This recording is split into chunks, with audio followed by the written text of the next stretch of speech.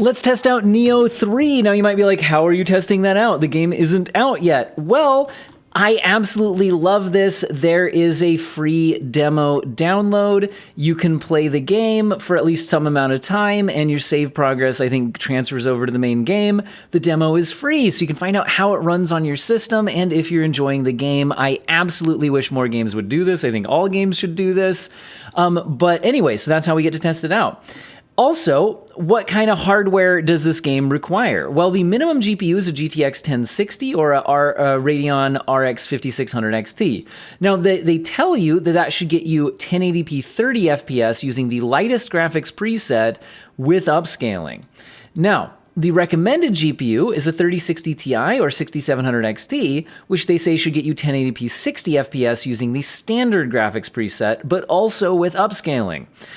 Also, I'm choosing a GPU that's kind of in between. The reason I'm doing that is a couple of reasons.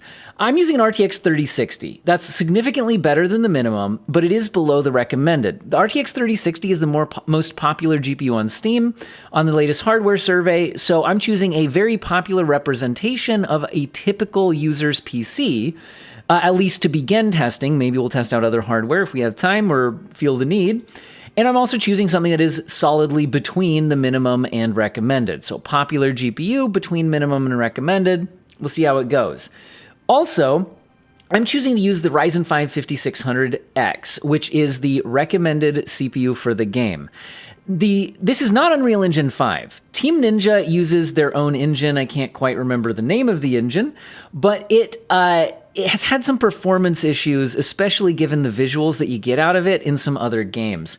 I believe it was Rise of the Ronin that had a lot of CPU-limited performance in city areas, so we want to keep an eye on that. And that's one reason why I'm going to be showing all of my CPU threads. Notice there's 12 threads, but it's 6 cores. So it's 6 core, 12 threads. So we'll be able to monitor CPU usage. We can also monitor the frame rate of the game, etc. Now, I'm going to start out at a certain visual setting target. I'm starting out at 1440p, but using upscaling. I think that's a pretty typical user use case for a card like a 3060. You know, it's a little weak for native 1440p, but 1440p with upscaling is often fine. But we could also maybe try out 1080p, use more or less upscaling.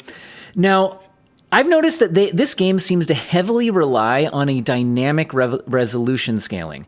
We might try that out, but I'm going to turn that off for now. You'll notice there's a frame rate cap, which it has locked to 60 or 30, but I noticed that there's also resolution advanced settings. So here you can change the upscaling method between DLSS, FSR, or XeSS, and being on an NVIDIA GPU here, I'm going to go with DLSS. Now, the fact that it has FSR 3.1 means that that should be upgradable to FSR 4 on compatible AMD graphics cards, so that's good news. So DLSS, now notice that this is not your standard like DLSS quality, balanced, etc. You're gonna have to do a little bit more with it. So there's dynamic resolution scaling. This defaulted to on at 60 FPS. Now, if you wanna use this, you set a minimum rendering resolution and a maximum rendering resolution. The idea here is the game will try to hit 60 FPS and it will try to stay at your maximum rendering resolution that you set. The default here seemed to be 65% when I started the game. But it's willing to lower down to 50%, which would be like DLSS performance mode. 65% is close to DLSS quality. DLSS quality is actually 2/3, which is basically about 67%. But I noticed that the menu jumps in increments of 5. So 70% is a little bit higher resolution and lower performance than DLSS quality, where 65% is extremely close, but slightly less resolution and therefore slightly less visual quality than DLSS quality. Now, what I'm going to do is say that, honestly, dynamic resolution scaling is probably a great option, but to actually measure the performance of the hardware initially, I'm going to turn it off. There's an off setting. Now that opens up the rendering resolution where I can just select something. Again, it jumps in increments of 5%. So I'm going to leave it at 65%, which was the default, which is very close to DLSS quality. Now, we can turn it down from there, and then I might even play with dynamic scaling because the game certainly seems to have that in mind. But this way we can basically look at, okay, an RTX 3060 on a 1440p monitor, but using DLSS quality, what sort of performance do we get? Also, there is some advanced graphics settings as well as presets. If we go ahead and take a look at that, by the way, there's also another FPS dynamic adjustment with an on-off setting. I'm going to also turn that off just to be sure that we're trying not to do dynamic resolution scaling unless we want to later. The advanced settings show the actual individual graphic settings. I haven't touched it. This is what it defaulted to when I started the game, which is how I like to initially test games, because I think the average user is just going to start the game and play it and see what happens. So that's what we're going to do first. We could change settings if we need to later. Looks like most things defaulted to standard with some things set to high. There's another page here. Again, mostly standard with some things set to high. So I'm going to leave it at the defaults. The only thing I changed was the dynamic resolution scaling, turning it off. Let's go ahead and just start up a game and see what happens. I'm going to put on some headphones so I can actually try to play the game. Notice I'm also running a frame time graph. So the frame time graph should give us an idea of if there is stuttering or anything like that. Now I'm going to go ahead and skip cutscenes. In order to get to the actual gameplay, we're just going to go ahead and finalize settings, start the character. This isn't really my playthrough. I played the first Nioh and I liked it a lot. I never ended up playing Nioh 2. I just never got around to it, but I was interested. I'm actually, if I do enjoy this demo, I might actually buy the full game. I do like Souls-like type games, and the Nioh ones, they've got enough of the Team Ninja stuff to be a little bit unique on their own, but also are, pretty. Anyway, I liked the first game a lot. I'm gonna go ahead and skip our cutscenes here because I want to get into the actual gameplay because we're focused on performance here. So here we go. Now, it looks like this is locking us to 60 FPS, even though I have turned off the frame rate cap and the dynamic scaling. Interesting. I just started up some frame rate averages, but I want to go ahead and open up the menu again. Looks like we got to get to it a different way. And I want to see if it can let me turn off VSync at all. So it looks like it is just, is there no way? Okay, VSync is on. Okay, that was the problem. So VSync is now off. VSync is now off, isn't it? Why am I still locked to 60 FPS? Did I not save the settings? Did I not save the settings? VSync is off. Frame rate cap. I went to the advanced settings and I thought I turned off the cap. Is there no way to turn off the frame rate cap? Guys, this is kind of obnoxious. I cannot find any way to get it to allow the frame rate to run above my monitor's refresh rate. Now, to be clear, I'm on a 60 FPS capture card here, so I'm at least hoping that if you were on like a 144 FPS display, that this would go up to 144. If that's not the case, this is even more obnoxious. But yeah, it is looking like I cannot get it to allow the game to run up to its full its full FPS here. That is frustrating. Okay, well, I don't love that. Let's go ahead and play a little bit further into the game, though, and at least see how things go.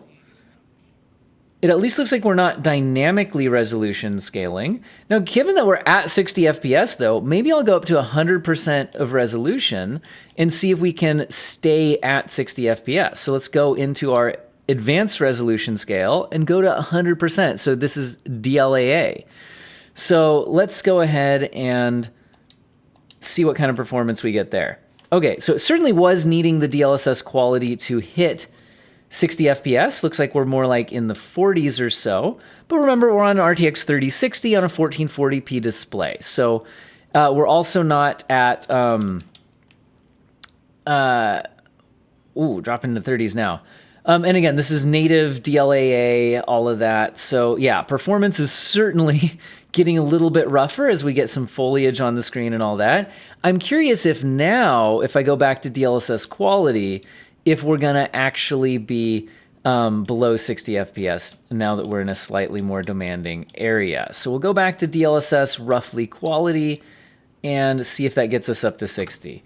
Looks close, but not quite there at all the time. Like looking this direction, we're definitely dropping into the 50s. And I have not paid any sort of attention to what I am supposed to be doing right now. It says select a weapon. How do I actually select a weapon? Are they on the wall somewhere? Let's go ahead and do that. Now, I might end up editing parts of this video if needed in order to cut out boring moments and all of that. So at this point, I think I might actually end the recording, and then once I get into some actual combat or something, we'll see if there's anything else interesting to talk about.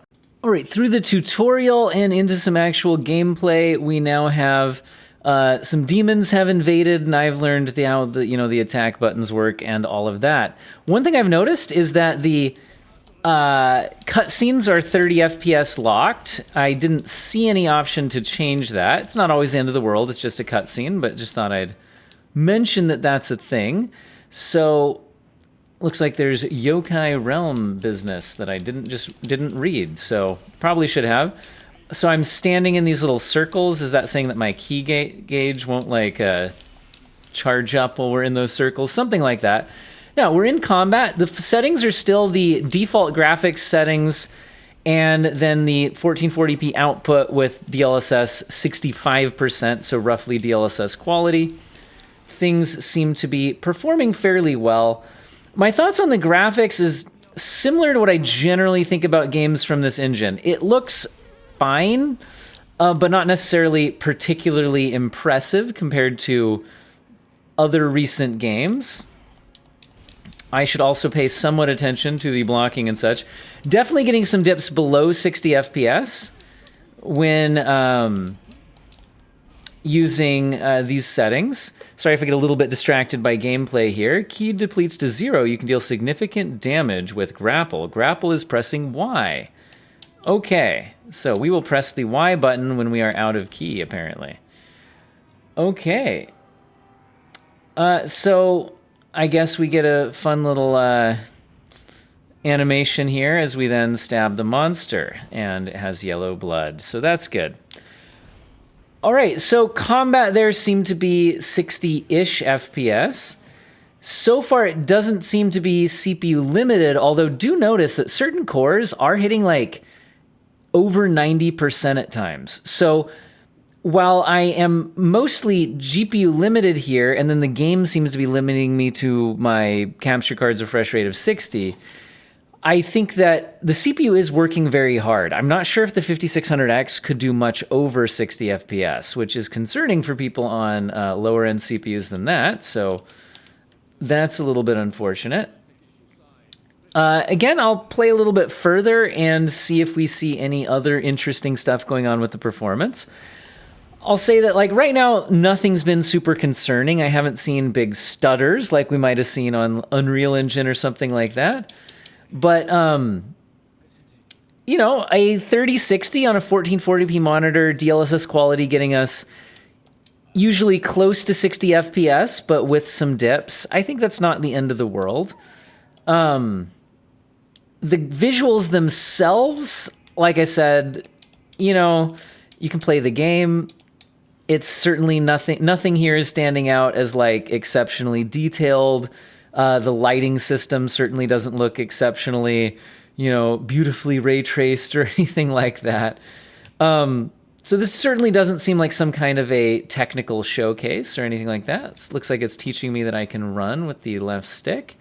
And we have shrines. So here's our bonfires or whatever like we get in any good old Souls-like.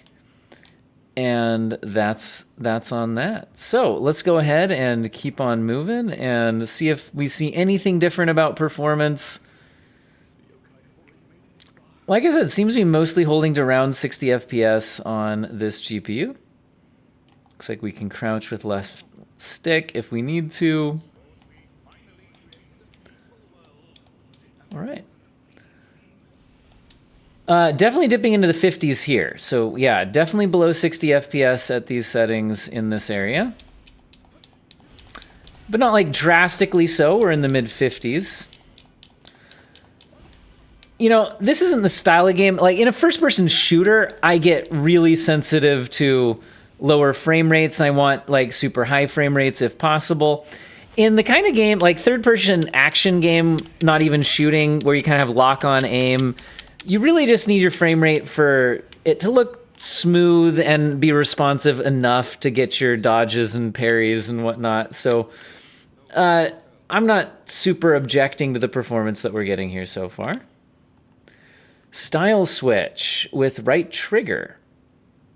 Okay, so we can shift styles. Like I said, I'm not really playing the game too seriously here. I am now ninja style, guys. Don't have a weapon fit for a ninja, guys. I have to get a weapon from a dead ninja. I don't know, guys. Do we need to continue the video much beyond this? I mean, how about this? I'm going to turn off the camera again for a bit, and I'll pop back in either with final thoughts or with more thoughts on performance if I reach an area that performs noticeably worse. I will say one thing I'm noticing while playing is that I feel like when the character's in motion, probably just because this style of game with such quick motion, I feel like it looks a little more pixelated than I usually see with DLSS in games. Now, I am using in the bottom left corner. It can be a little bit hard to see because it kind of blurs when I'm in motion for some reason. It is using DLSS preset K, which is the DLSS 4 transformer model, not one of the older DLSS 3 versions. So it is at least that. But yeah, I think something about the image quality in motion just does look a little bit more pixelated than I like. When they do the red attacks, you can hit the right trigger to get a cool little extra damage attack. Although while I'm talking, I then kind of totally mess everything up, so that's good. Anyway, yeah, so performance has seemed pretty similar so far throughout the combat. Now, you never know if some areas of the game are going to perform worse than what we're able to see so far in the demo. I meant to pick up that item. Oh well, I'm not doing my real playthrough here. You know, certainly interior areas like this certainly seem to be more easy to lock to the 60. The outer areas with more foliage and enemies certainly seem to be more demanding. And again, I'm going to be kind of skipping through cutscenes. Cutscenes seem to be 30 FPS locked. Looks like we're into a boss battle here. All right, you guys are going to see me lose to the first boss. So I did it, guys. Now, overall, I really don't see... Okay, actually, this seems like one of the bosses that you're not supposed to win. Okay. That seems like another Souls-like thing where the first boss is supposed to kill you on your first try.